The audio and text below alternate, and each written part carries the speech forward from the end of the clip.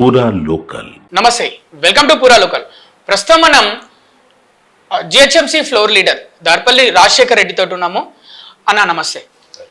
LB Nagar MLA Sudheer రెడ్డికి కాంగ్రెస్ పార్టీకి మధ్యలో వైరం ఉంటే, అంటే కార్పొరేటర్ సుజాత నాయక్ పేరు మధ్యలో ప్రస్తావించడానికి గల కారణం ఏంటి? అదే అడుగుతున్నా. ఇప్పుడు ఎక్కడో మన్సూరాబాద్లో జరిగిన సన్నివేశానికి అదేవిధంగా హస్తినాపురంకి ఎక్కడి నుంచి మీరు ముడిపెట్టిరో నాకు అర్థం కాలేదు. అది కూడా అంటే 30 ఏళ్ళ నాకు ఎక్స్పీరియన్స్, పొలిటికల్ ఎక్స్పీరియన్స్ అనుకుంటున్నా, నువ్వు ఇంత హీనంగా మాట్లాడతావని మేము ఎప్పుడు ఎక్స్పెక్ట్ చేయలేదు. అంటే ఈరోజు సమాజం కూడా చాలామంది డిస్కషన్లో మాతో కూడా మాట్లాడుతున్నప్పుడు కొంచెం మాకే ఇబ్బంది అనిపిస్తుంది. అరే ఇట్లాంటి వాళ్ళు ఒక పొలిటికల్ లీడర్గా ఈరోజు ఎమ్మెల్యేగా ఉన్నారు కదా, ఆయన మాట్లాడుతున్నా, ఆయన ఎంత అమాయకంగా మాట్లాడుతుందంటే అమాయకత్వానికి అంగీలాగేసి ఎట్లుంటుందో అట్లుంది ఆయన అమాయకత్వం. అంటే బేసికల్గా 100 ఎలుకలు తిన్న పిల్లి అంటే బయట వచ్చి నీతులు బోధిస్తుందంట. పోయినసారి మీరు ఒక్కసారి చూడండి, అట్రాసిటీ కేసెస్ పైన ఆయన మాట్లాడుతున్నాడు. నేను వేరే ఒక టీవీ ఛానల్లో అట్రాసిటీ కేసుని దుర్వినియోగం చేస్తున్నారు ఈ చట్టాన్ని అని మాట్లాడిండు. నేను ఒకటే అడుగుతా, సుధీర్ రెడ్డి, రాజశేఖర్ రెడ్డి మీద పెట్టింది అట్రాసిటీ కాదా? ప్రవీణ్ రెడ్డి మీద పెట్టింది అట్రాసిటీ కాదా? శ్రీధర్ గౌడ్ మీద పెట్టింది అట్రాసిటీ కాదా? ఇంకో శ్రీధర్ గౌడ్ మీద, కర్మంగడ్ శ్రీధర్ గౌడ్ మీద పెట్టింది అట్రాసిటీ కాదా? సందీప్ రెడ్డి మీద పెట్టింది అట్రాసిటీ కాదా? వెంకటరెడ్డి మీద పెట్టింది అట్రాసిటీ కాదా? మధుసూదన్ ఇంటికాడ ఎవరు కనపడితే వాళ్ళ ఇంటి ముందలా పెట్టిన కేసులన్నీ అట్రాసిటీ కిందికి వస్తాయా రావా? అది నీ రిజైమ్లా ఎప్పుడైతే మీ గవర్నమెంట్ ఉందో మీరు అలసుగా తీసుకొని 15 నిమిషాలలోనే అట్రాసిటీ కేసులు బుక్ అయినాయి కదా. ఆ రోజు మీకు అట్రాసిటీ చట్టాన్ని దుర్వినియోగపరుస్తున్నారని మీకు ఆలోచన రాలేదా? పొలిటికల్ లీడర్గా, ఒక ఎమ్మెల్యేగా ఆ రోజు కూడా మీరు ఎమ్మెల్యేనే కదా, ఆ రోజు మీకు అర్థం కాలేదా వీళ్ళందరిపైన కూడా అట్రాసిటీ చట్టం ఎట్లా అప్లికబుల్ అవుతుందని? ఏ విధంగా మీరే మా ఇంటి మీద అటాక్ చేస్తారు, మీరే వాళ్ళ ఇంటి మీద అటాక్ చేసి వాళ్ళ ఇంటి మీద రిటర్న్ కేసులు పెడతారు. మేము 150 మందితోటి నన్ను కానీ, ప్రవీణ్ రెడ్డిని కానీ, అదేవిధంగా శ్రీధర్ గౌడ్ గారు కానీ మీద అటాక్ చేస్తారు, మా మీద అట్రాసిటీ చట్టం తీసుకొని వస్తారు. ఆ రోజు ఎట్లా అప్లికబుల్ అవుతుంది అట్రాసిటీ చట్టం? ఇంత బహిరంగంగా మీరు ఒక మహిళను పట్టుకొని కించపరిచి మాట్లాడిన తర్వాత ఇంకా మీరు ఎట్లా ఎక్స్పెక్ట్ చేస్తారు అట్రాసిటీ చట్టం మీకు అట్రాక్ట్ కాదని? ఏ విధంగా? అందుకోసం అంటున్నా, 100 ఎలుకలు తిన్న పిల్లి అంట బయటకు వచ్చి నీతులు బోధిస్తుందట, అరే అట్టెట్లా తిన్నారు అని. అంటే ఈ సంస్కృతి మంచిది కాదు. నేను అనేది అంటే ఎప్పుడైనా సరే మనం మాట్లాడుతున్నప్పుడు రాజకీయాలను దొరుకుతాయి, కానీ ఇమీడియట్గా ఇంగ్లీషులో పదం వదిలిపోయిండు మనం సారీ అని. ఒక పదం వదిలిపెట్టి పోయిండు, తిట్టని కూడా గాడిద కొడుక అన్నట్టు ఒక పదం అవుతుంది కదా, సారీ అని చెప్పే పదం అవుతుంది కదా. సో అదెందుకు మీరు ఆలోచన చేయొద్దు? ఓకే, మధు యాష్కి సుధీర్ రెడ్డికి ఏమన్నా వైరం ఉందా గతంలో? ఒకటబ్బా, పొలిటికల్ లీడర్ అనేటువంటి ఎవరికి ఆస్తి తగాదాలు ఉండవు, ఎవరికి పర్సనల్ పంచాయతీలు ఉండవు. Is only political game. ఆ గేమ్లో నేను గొప్ప నువ్వు గొప్ప అనే దాంట్లోకి వచ్చినప్పుడు ఇట్లాంటి అంటే అసందర్భమైన ఇష్యూస్లో వేరే లాగడం అనేది తప్పు. నేను ఇంకోటి చెప్తా బాలా, మీరు ఒక్కటి చూడండి, Sudheer Reddy interviews last 3-4 days నుంచి మీరు ఒక్కటి గమనించండి. ఆయన వక్రబుద్ధితో ఉన్నాడు. అంటే ఎట్లా మాట్లాడుతున్నా, అక్రమ కలయిక, వాళ్ళకి అక్రమ కలయిక ఉంది, వీళ్ళకు అక్రమంగా ఉన్నారు, బీజేపీ కాంగ్రెస్కి అక్రమ కలయిక ఉంది, అక్రమ సంబంధాలు ఉన్నాయి, అక్రమ సంబంధం ఉంది. అసలు నీకు ఈ మైండ్లో ఇది ఒక్కటే ఉందా? ఈ అక్రమ సంబంధాలే నీ మైండ్లో తిరుగుతున్నాయా ఇంకా కూడా? అంటే నీ ఆలోచన పొద్దున్న లేస్తే రాత్రి వరకు ఈ అక్రమ సంబంధన, అక్రమ కలయికల పైన ఉన్నప్పుడు ఏ మనిషి అయినా మనం పొద్దున్న లేసి ఏదో ఒక ధ్యాస ఉన్నాం అనుకో, అదే ధ్యాస మనము మాట్లాడతామని నాకు అనిపిస్తుంది.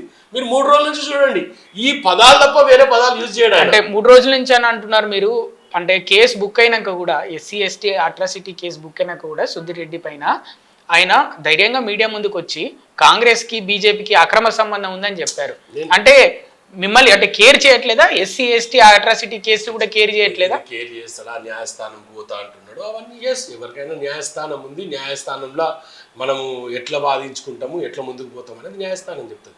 కానీ నేను అనేది ఏంటంటే ఆయన మాట్లాడుతున్న తీరు చూడండి, అక్రమ సంబంధం, అక్రమ కలయిక, నీ మైండ్లో ఇది తప్ప, అంటే ఆ అక్రమ కలయికలు తప్ప వేరేది కనపడతలేదా నీకు?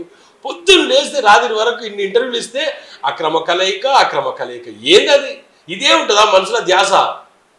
వేరే ధ్యాస ఏం లేదా, దానికి వేరే పదాలు యూజ్ చేసుకునే ఇష్యూ ఉండదా? వాళ్ళు కలిసి కొట్లాడుతున్నాను, కలిసి మాట్లాడుతున్నాను, కలిసి నా మీద ఇబ్బంది పెడుతున్నాను అనొచ్చు. అక్రమ కలయిక ఏందది? ఏం మాట్లాడుతున్నాం? అది నాకు నవ్వు అనిపిస్తుంది. పొద్దున్నేస్తే ఇదే ధ్యాసలు ఉంటుండు.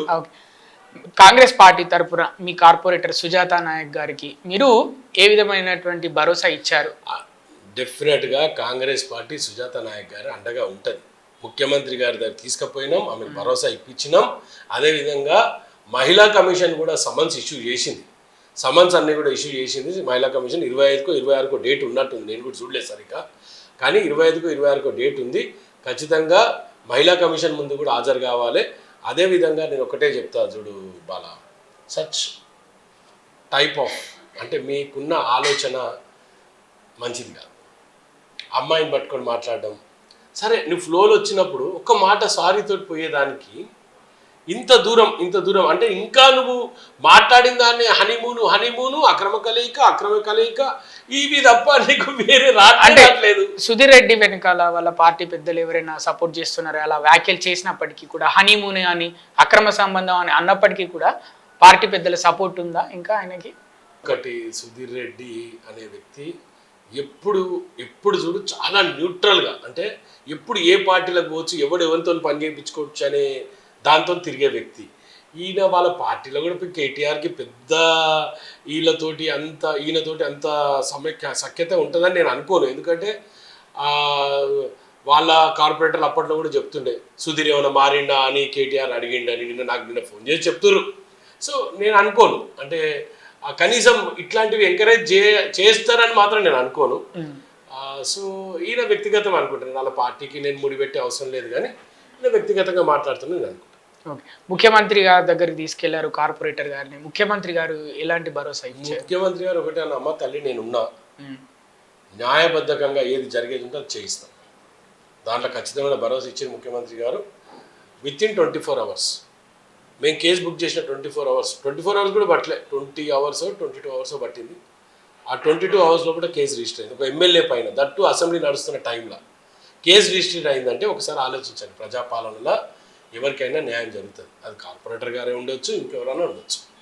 ముఖ్యంగా సుజాత నాయక్ గారి పైన చేసిన వ్యాఖ్యలపైన ముందుగా మీరే ఉండి ఇనిషియేటివ్ తీసుకున్నారు, పోలీసు ఎస్పీని కలవడం జరిగింది.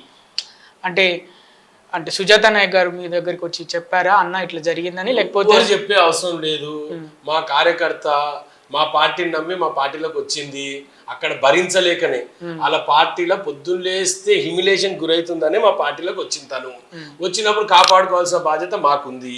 ఒక కార్యకర్త, ఒక కాంగ్రెస్ పార్టీ కార్యకర్త, అదేవిధంగా జిహెచ్ఎంసీలో ఒక ఫ్లోర్ లీడర్గా నా మినిమం రెస్పాన్సిబిలిటీ ఉంది. ఆమె చెప్పి నన్ను పిలిచే అవసరం నాకు లేదు. నేను టీవీలో జరిగిన సంఘటన చూసినా ఇమీడియట్గా వచ్చినా తనకు అండగా నేను నిల్చుంటా కూడా ముందు కూడా రేపు జరిగే కార్యాచరణలో ప్రతి భాగం ఏదైనా ఇబ్బంది తలెత్తినప్పుడు ఖచ్చితంగా సుజాత నాయక్ గారు వెంబడి నేను ఉంటాను. తెలంగాణ రాష్ట్రంలో ఆడవాళ్ళకు ఎవరైనా, ఏ కులం వాళ్ళైనా, అలాగే వెనుకబడిన వర్గాల వాళ్ళైనా, ఎవరైనా వారిపైన అనుచిత వ్యాఖ్యలు చేస్తే మా ప్రభుత్వం ఉంటుంది వాళ్ళ కోసం, మేము ఖచ్చితంగా వారిపైన యాక్షన్ తీసుకుంటామని చెప్తున్నారు GHMC floor leader Darpalli Rajasekhar Reddy. Thank you అన్న.